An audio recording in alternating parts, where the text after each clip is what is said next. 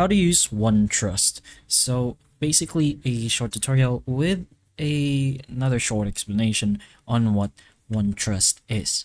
So before anything, OneTrust is like a privacy and consent management platform that is used by organizations to just manage website cookies, user consent, and data privacy compliance.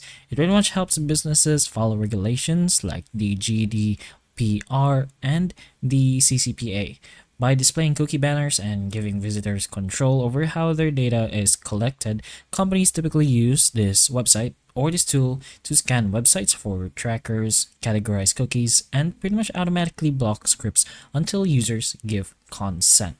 Now, if you want to go ahead and use this, you can just open up your preferred browser and just search for OneTrust.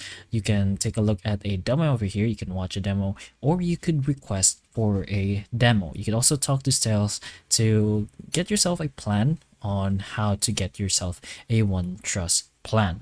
But you can log into the dashboard and your website domain under the cookie compliance sections once you're in, and after adding the site, you can run a cookie scan so that the platform can detect trackers and organize them into categories like necessary, analytics, or even advertising. You can then create and customize a cookie consent banner, enable automatic script blocking, and publish the generated script to your website's header.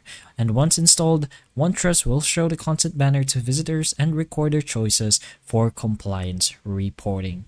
But if you want to go ahead and explore, again, their website does have a feature where you can just take a look at most of their features, solutions over here, resources even, if you want.